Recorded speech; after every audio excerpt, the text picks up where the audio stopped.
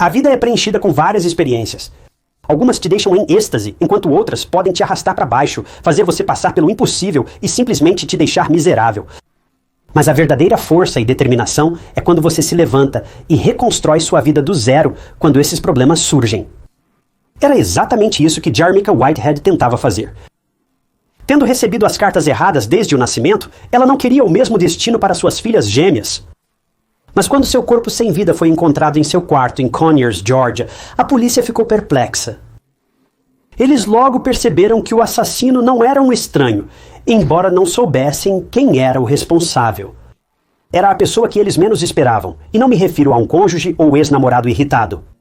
Não, isso era muito, muito pior. O caso de Jarmica Whitehead é angustiante, trágico e um exemplo flagrante de pessoas recorrendo ao inimaginável quando as coisas não saem do seu jeito.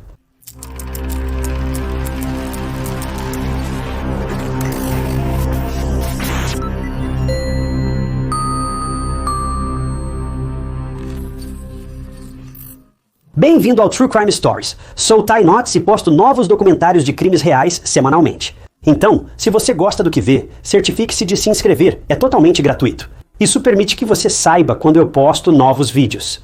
Jamaica Yvonne Whitehead, conhecida como Nikki, nasceu em 18 de abril de 1975 em uma prisão hospitalar.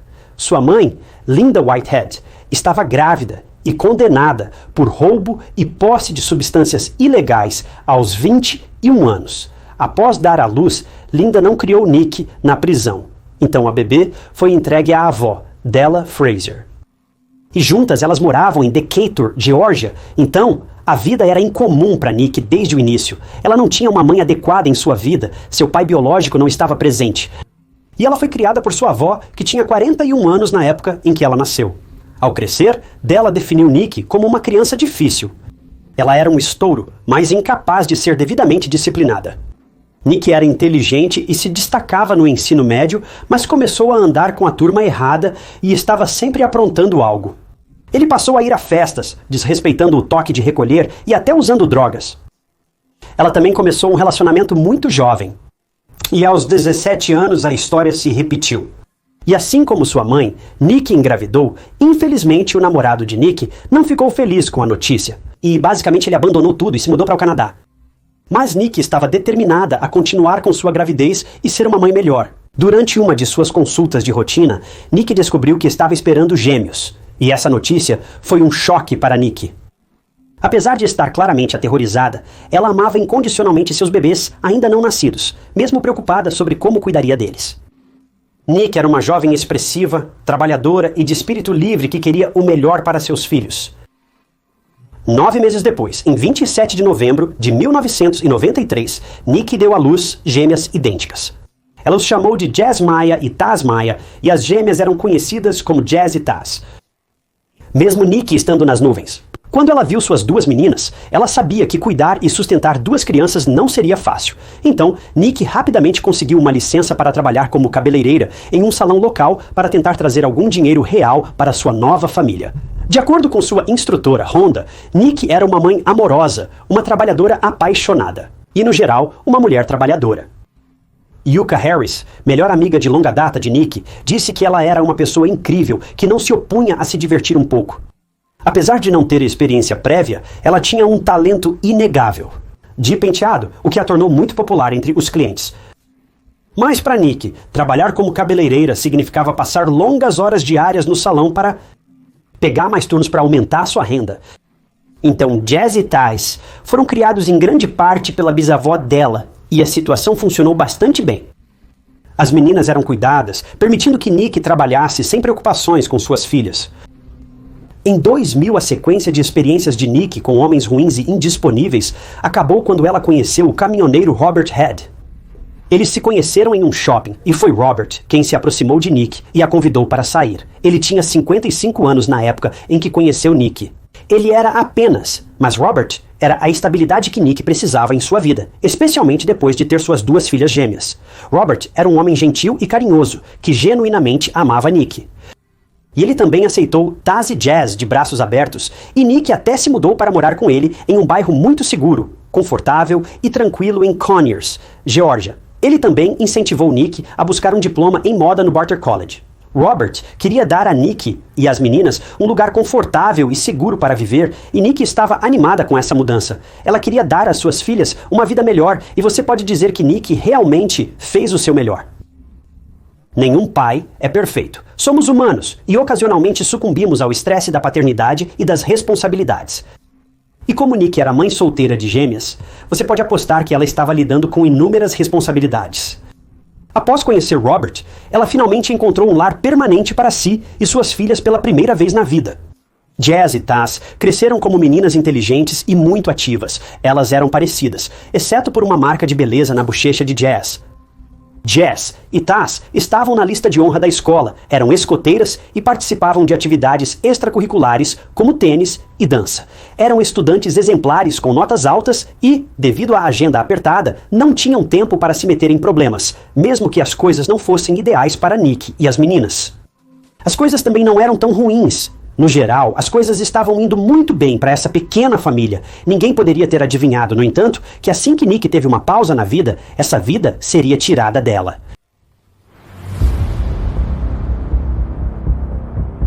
Em 13 de janeiro de 2010, as gêmeas Jazz e Taz foram para a escola normalmente. Morando com Nick na casa de Robert, ao chegarem em casa no início da tarde, ficaram chocadas ao ver a sala de estar completamente bagunçada. Uma cena horrível que a polícia mais tarde compararia a um matadouro. Quando as gêmeas chamaram pela mãe e se aproximaram do banheiro, presenciaram uma cena ainda mais macabra. Em uma banheira cheia de água, encontraram Nick, inanimada e irreconhecível. As meninas fugiram da cena e uma sinalizou para um policial em serviço na rua. Segundo o policial, as meninas estavam histéricas e não conseguiam falar nada.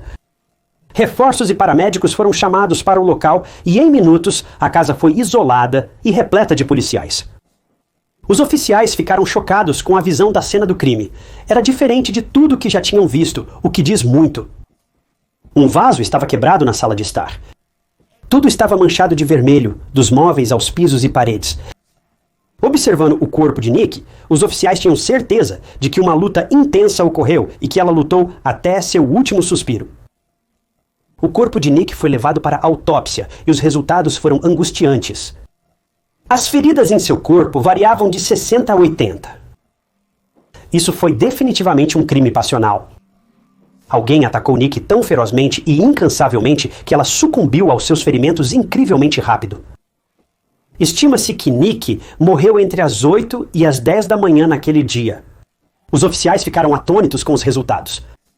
Eles tinham que achar quem atacou brutalmente Nick e inicialmente suspeitaram de alguém com quem ela tinha um envolvimento romântico. A pessoa de interesse mais óbvia era Robert Head, namorado de Nick há 10 anos. Mas ele tinha um álibi incontestável e até os gêmeos confirmaram que Robert estava fora a trabalho, não podendo ter cometido o crime. Porém, a polícia descobriu sobre outra pessoa. Seu nome era Joe, e ele era alguém com quem Nick estava saindo nos últimos meses às escondidas do namorado. Então, foi um caso clássico de um romance que não deu certo? Robert descobriu sobre Joe e decidiu se vingar de Nick? Ou foi Joe quem matou por não aceitar dividir Nick com alguém? A polícia precisava de mais informações e recorreu a Jazz e Taz para detalhes enquanto procuravam por Joe. As gêmeas foram levadas para a delegacia e as meninas estavam muito nervosas, instáveis e choravam histericamente. Um dos oficiais também notou Taz mordendo a mão e o braço, aparentemente por nervosismo. Os policiais tentaram o seu melhor para consolar as gêmeas, mas assim que começaram a fazê-las falar, as coisas ficaram bizarras. Os oficiais notaram de imediato que Jazz e Taz estavam agasalhadas até as luvas.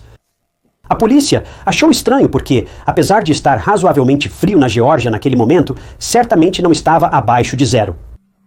A polícia também tinha dificuldades em interrogar as gêmeas juntas, então as separou para começar o questionamento. Eles queriam saber o que havia ocorrido no dia do crime. Jazz e Taz disseram que Nick as acordou, elas se vestiram e chegaram à escola por volta das 8 da manhã. Elas assistiram às aulas, e à tarde, quando voltaram para casa, encontraram a mãe sem vida na banheira. As histórias de Jazz e Taz eram iguais, então a polícia não estava muito desconfiada. Porém, após verificarem as imagens de circuito fechado de televisão da escola, a polícia tinha muitas perguntas para as gêmeas. Veja, Jazz e Taz estavam na escola, mas chegaram tarde, por volta das 10 da manhã. Havia uma lacuna de 2 horas sem explicação, e a polícia precisava descobrir o que aconteceu nesse período e por que as meninas aparentemente mentiam sobre isso. A polícia recuperou imagens de circuito fechado de televisão de um posto de gasolina perto da casa de Nick e Robert, mostrando as 2 meninas tentando encontrar alguém para levá-las à escola. Era realmente estranho, porque se Nick ainda estava viva naquele ponto, de acordo com Jazz e Taz, por que ela não levou as meninas para a escola ela mesma como de costume? De volta à casa, os investigadores iam de porta em porta perguntando a qualquer um que tivesse ouvido ou visto algo estranho. Bem, foi quando o vizinho ao lado de Nick veio a público com um incidente estranho que ocorreu na manhã de 13 de janeiro. O vizinho dormia profundamente quando a campainha tocou. Isso fez o cachorro do vizinho latir loucamente. Quando o vizinho acalmou o cachorro e foi à porta da frente, não havia ninguém. Quando a polícia foi notificada do incidente, seus olhos foram direto para o revestimento da casa. Ao lado da campainha estava manchado de vermelho. As manchas verificadas eram de sangue, com DNA correspondente ao da Nick. Essa foi uma revelação assustadora que levou a polícia a acreditar que Nick conseguiu escapar de seu agressor e até tentou pedir ajuda, mas infelizmente o agressor a alcançou e a levou de volta para dentro da casa. Apesar de os gêmeos omitirem detalhes à polícia, faltavam evidências concretas para incriminar alguém, pois o caso ainda tinha muitas lacunas. Enquanto isso, Joe também foi interrogado e logo foi descartado como suspeito. Ele estava muito emocionado, tinha um álibi e nenhum motivo para machucar Nick tão selvagemente. Mas voltando aos gêmeos que apenas continuavam com suas vidas, frequentando bailes, aulas, etc. Apesar de não parecerem abalados ou enlutados pela trágica morte da mãe, Jazz e Taz seguiram em frente rapidamente. Seria de se esperar que ver o corpo sem vida da mãe traumatizasse alguém para sempre, mas Jazz e Taz pareciam estar tendo o melhor momento de suas vidas. Mesmo no funeral de Nick, Jazz e Taz foram vistos rindo e conversando desrespeitosamente, como se sua mãe não estivesse no caixão ali perto. Isso compreensivelmente irritou muitos. Esse não era o comportamento de 2 gêmeos em luto. Mas enquanto Jazz e Taz continuavam suas vidas como se não tivessem acabado de perder a mãe, sem que eles soubessem, a polícia estava acumulando evidências contra eles e basicamente construindo um caso contra eles. A essa altura, a polícia acredita que o assassino, pode ter sido as próprias filhas gêmeas da Nick.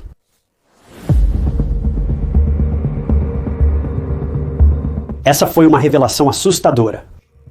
Uma mãe atacada de forma fatal e impiedosa por sua própria prole. A polícia tinha muitas provas. O que mais intrigava a polícia era como Taz continuava se mordendo. Inicialmente, pensaram que era apenas um tique nervoso estranho, mas agora eles começaram a se perguntar se Taz estava realmente tentando encobrir algo, outra lesão, por exemplo. Antes de Nick ser sepultada, a polícia obteve as impressões de seus dentes. Ao compará-las com as marcas encontradas em Taz, foi um jackpot para a polícia. Nick havia mordido Taz no braço.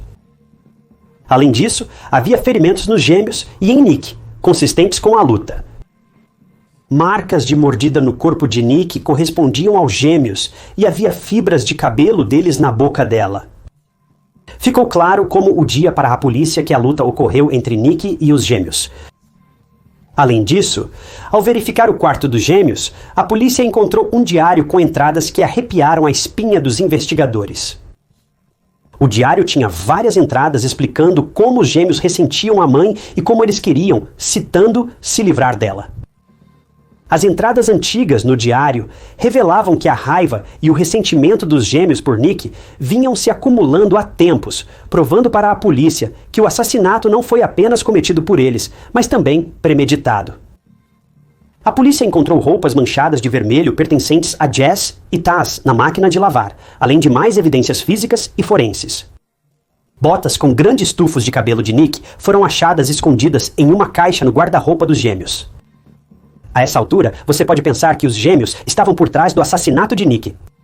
Mas a pergunta que cresce seria por quê? Como Jazz e Taz passaram de serem estudantes superdotados com notas A para assassinos sem coração? No começo da história, posso ter omitido que Jazz e Taz moravam com Della, a bisavó deles. Enquanto Nick trabalhava exaustivamente no salão para pagar as contas, as meninas viviam assim. O problema começou após Nick conhecer Robert. Jazz e Taz moravam em Decatur com Della, enquanto Robert vivia em Conyers, a uma distância considerável de carro. Mas desde que Robert e Nick começaram a namorar, ela passava muito tempo com ele, e não com suas meninas. Como Della tinha mais de 60 anos, ela não conseguia ficar de olho nas gêmeas tanto quanto gostaria. Então, as meninas sentiam como se tivessem sido basicamente abandonadas e empurradas para a bisavó. No início, tudo corria bem, e Robert até fortaleceu o vínculo com Jazz e Taz como figura paterna, levando-as para passear. Mas quando as gêmeas chegaram à adolescência, tiveram o primeiro gosto de liberdade e começaram a viver a vida de maneira mais imprudente. Nick dividia-se entre Decatur e Conyers, e em algumas semanas não conseguia ver suas filhas. Com isso, Jazz e Taz começaram a desobedecer o toque de recolher mais vezes. Nessa época, as gêmeas notaram que ninguém as vigiava e agora estavam fora de controle. Jazz e Taz começaram a se envolver com rapazes mais velhos, festejando, ficando fora até tarde e passando noites fora de casa. Della tinha pouco controle sobre a situação. As gêmeas sabiam que Nick estava fora na casa de Robert, então, se Della não estivesse de olho nelas, elas estavam livres para fazer o que quisessem. Elas gostavam de sua vida de liberdade e de não ter que responder a ninguém. Logo, Jazz e Taz começaram a ter um desempenho ruim na escola, mas não demorou muito para Nick descobrir isso e ela queria impedir suas filhas de seguir um caminho escuro, perigoso e destrutivo. Mas as gêmeas começaram a se rebelar contra a mãe, que só queria vê-las ter sucesso. Isso levou Nick a mudar Jazz e Taz de Decatur para Conyers, com ela e Robert. As meninas não estavam felizes com a mudança. Seus dias de liberdade acabaram e agora estavam sob a vigilância de Nick, causando raiva, amargura e ressentimento em seus corações pela mãe. Mudar as gêmeas de Decatur provou ser tudo menos útil. Jazz e Taz constantemente faziam birras. E certa vez, Nick teve que chamar a polícia porque não conseguia encontrar Jazz em lugar algum. Ela deveria estar dormindo, mas passou a noite na casa do namorado, o que desagradou Nick. Nick sabia que as atitudes de Jazz e Taz não acabariam bem e queria trazer as filhas de volta para o caminho correto. Por outro lado, Jazz e Taz consideravam irracional o comportamento de Nick em relação a elas. As gêmeas conheciam o passado selvagem da mãe, então a proibição de Nick soava hipócrita para elas. Elas não acreditaram que a mãe aprendeu com seus erros e tentava passar essa sabedoria adiante. Em vez disso, elas optaram por acreditar que a mãe estava apenas tentando estragar a diversão. Isso levaria a muitas discussões acaloradas entre a mãe e os gêmeos, e infelizmente os gêmeos sempre acabavam levando a melhor. Os amigos de Nick e Robert disseram que temiam suas filhas, pois as meninas se tornavam mais violentas a cada dia. Brigas físicas estavam ocorrendo entre Nick e as gêmeas. Em janeiro de 2008, a polícia foi chamada 2 vezes porque as gêmeas derrubaram Nick no chão, ferindo-a gravemente, embora elas a culpassem por ser violenta, mesmo sem terem sido prejudicadas. Não demorou muito para a polícia perceber que as gêmeas eram violentas e elas acabaram sendo levadas para um centro de detenção juvenil. No tribunal, o juiz concedeu a custódia das gêmeas para a bisavó dela, atendendo o desejo das meninas. O mais devastador era que, apesar dos ataques constantes de suas filhas, Nick ainda desejava que as coisas se resolvessem entre elas. O tribunal ordenou terapia e aconselhamento para Nick e as gêmeas, mas isso não estava resultando em progresso. Nesse período, Nick também se reaproximou de sua mãe, Linda, e elas buscaram reparar a relação entre elas. Mesmo que as meninas estivessem de volta com Della e fossem livres para fazer o que quisessem, não demorou muito até que o juiz do Tribunal de Menores decidiu que, como Della já não conseguia cuidar adequadamente das gêmeas por causa de sua idade, bem, a custódia foi devolvida a Nick. As gêmeas tinham 16 anos nessa época e não estavam felizes com essa decisão. Elas ficaram tão irritadas que fizeram um escândalo no tribunal. O barulho foi tão alto e caótico que assustou pessoas de outros escritórios que vieram verificar a causa da confusão. Alguém ouviu Jazz gritando que se tivesse que morar com você de novo, te mataria. Diante disso, o juiz concedeu a Nick uma estadia de julgamento de 2 semanas para avaliar o resultado. Nick estava feliz com a decisão e queria consertar seu relacionamento com as filhas. Embora Nick admitisse que não era uma mãe perfeita e estivesse ausente de suas vidas iniciais, isso não a impediu de tentar formar um relacionamento melhor com elas, e tudo o que ela queria era uma vida melhor para seus filhos. Depois da audiência, Nick organizou uma festa surpresa para Jazz e Taz, mas as gêmeas não aprovaram. Uma das gêmeas se trancou no quarto, enquanto a outra simplesmente saiu pela porta da frente e não voltou depois de muito tempo. A hostilidade das gêmeas se intensificou ainda mais, e isso aterrorizou Nick, a tal ponto que ela teve que colocar uma fechadura na porta do quarto, porque as gêmeas eram muito voláteis e imprevisíveis. Com as novas informações, a polícia tinha certeza de que as gêmeas Jazz e Taz eram responsáveis pelo assassinato de sua mãe, Nick. Elas queriam viver de forma selvagem e livre, e não permitiriam que a mãe interferisse em sua liberdade. Tudo o que a polícia queria saber agora era o que havia acontecido naquele fatídico dia 13 de janeiro, 4 meses após o terrível ataque a Nick que resultou em sua morte. Jazz e Taz, de 16 anos, foram presas e oficialmente acusadas em maio de 2010. O fascinante era a transformação total no comportamento das gêmeas. No início, elas eram estáveis, doces e quase inocentes. Após serem consideradas as principais suspeitas do assassinato da mãe, suas atitudes tornaram-se frias, desdenhosas e não cooperativas. As verdadeiras cores das gêmeas finalmente apareceram, inicialmente teimosas e se declarando inocentes. Os preparativos para o julgamento duraram 4 anos. Para a defesa e a acusação vasculharem todas as evidências e construírem seus respectivos casos, elas seriam julgadas como adultas, mesmo tendo 16 anos e sendo colocados em diferentes instituições correcionais.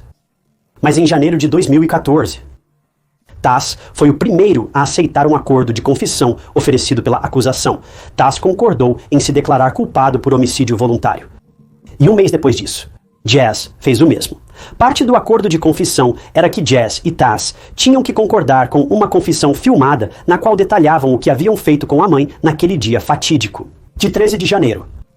E por fim, 4 anos depois do ataque, a polícia e todos ficaram sabendo sobre como Nick foi atacada. Preparem-se, porque é aterrorizante. No dia 12 de janeiro, os gêmeos estavam comemorando. Eles beberam e ficaram fora até depois da meia-noite. Na manhã seguinte, com Jazz e Taz de ressaca, Nick veio acordá-los para irem à escola. Os gêmeos reclamaram muito, mas Nick não se importou e insistiu que eles se levantassem. Quando as meninas finalmente se vestiram e foram para a cozinha, Nick explicou que agora estavam morando com ela e que iriam seguir suas regras, o que significava não mais festas. Isso foi o catalisador que levou a uma discussão acalorada, intensa e a uma briga física entre os gêmeos e Nick. Nick tentou se proteger e a briga acabou levando todos para a sala de estar. Num momento de raiva, Jazz pegou um vaso de flores e usou para atingir Nick. Isso levou Nick a cair no chão e foi quando os gêmeos lançaram um ataque violento contra a própria mãe. Nick revidou com tudo, ferindo Jazz e Taz e até mesmo sofrendo muitos ferimentos defensivos. Em um momento, Nick até conseguiu fugir da casa e tocou a campainha do vizinho pedindo ajuda. Mas Jazz e Taz estavam logo atrás dela e arrastaram Nick de volta para a casa, onde continuaram a atacá-la quase 80 vezes. O que é simplesmente inacreditável. Isso fez com que Nick parasse de lutar. Ela ainda estava viva, mas muito fraca e gravemente ferida. Depois, Jazz e Taz arrastaram Nick para o banheiro mais próximo e a colocaram em uma banheira cheia. Durante a confissão, tanto Jazz quanto Taz disseram que enquanto estavam colocando Nick na banheira, ela estava falando com as meninas e conseguiu dizer: "Vocês vão para a cadeia." Nick, já não conseguindo se sustentar devido aos graves ferimentos, infelizmente, perdeu a vida naquela banheira após o abominável ataque. Jazz e Taz tentaram ao máximo limpar a cena do crime, mas eventualmente desistiram. Trocaram de roupa, pegaram a miríade de armas, incluindo uma faca, uma panela de cozinha e um metal, junto com o telefone e a bolsa de Nick, e colocaram tudo em sacos plásticos. As meninas então tentaram encontrar uma maneira de formar um álibi e pensaram que ninguém suspeitaria delas se simplesmente fossem parar a escola. Então se vestiram e pegaram uma carona da estação de gasolina para a escola. É tão estranho e perturbador ver como Jazz e Taz não foram afetadas na escola. Elas estavam indo para a aula como se não tivessem acabado de tirar a vida de alguém. E, em pouco tempo, simplesmente seguiram em frente, como se todo o incidente nunca tivesse acontecido. Após a confissão, o tribunal analisou os acordos e sentenciou as gêmeas assassinas. Em janeiro de 2014, Taz foi condenada a 30 anos de prisão e um mês depois, Jazz recebeu a mesma sentença. Ambas eram elegíveis para liberdade condicional em 2017, mas ainda estão na prisão hoje. Taz tem uma data provisória de liberdade condicional para março de 2026, a partir de outubro de 2024, enquanto para Jazz é setembro de 2027. Jazz está encarcerada na prisão estadual de Pulaski e Taz está presa na prisão estadual de Arendal. Enquanto estavam na prisão, Jazz e Taz se formaram no ensino médio, e você não vai acreditar, mas Della estava lá para apoiar suas bisnetas. Este caso foi tão perturbador que acho muito fácil esquecer que Jazz e Taz tinham apenas 16 anos quando começaram crime horrível e levaram sua mãe diretamente para as mãos da morte. Linda, que estava à beira de consertar seu relacionamento com Nick, perdeu sua filha e suas netas para sempre. Embora os anos tenham passado, Linda ainda não consegue superar o fato de que sua filha se foi e suas netas foram responsáveis por essa perda. É um sentimento conflitante, frustrante e desolador, sem fazer sentido algum. Mesmo que os pais não sejam perfeitos e cometam erros. Isso não dá às crianças carta branca para fazerem o que quiserem. Jazz e Taz não eram adultos, mas queriam viver como adultos. Nick não era uma mãe perfeita, mas isso não justifica o assassinato. Seja qual for o caso, este é um caso triste onde tudo deu errado. E o resultado foi horrendo de todas as formas. Não consigo imaginar pelo que Linda e Della devem estar passando. Mas eu apenas espero que de alguma forma essas crianças tenham conseguido mudar suas vidas na prisão e realmente aprender com seus terríveis erros. Porque se eles não fizeram, não quero imaginar o que pode ocorrer quando eles receberem liberdade condicional.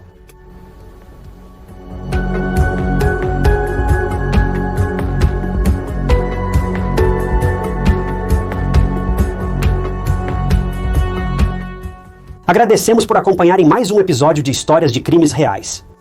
Eu queria agradecer especialmente a alguns membros do canal, incluindo Dean Wood e Michelle Duchesne. Se você também quiser se tornar um membro do canal, terá acesso a novos vídeos, às vezes dias ou semanas, antes de serem carregados para o público, e é uma ótima maneira de apoiar o canal e ajudar, e eu agradeço a todos vocês que decidiram fazer isso.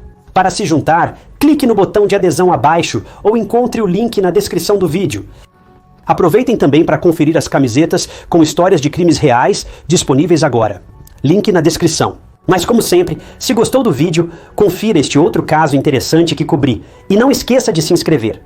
É totalmente gratuito e apenas mantém você atualizado com todos os meus futuros vídeos.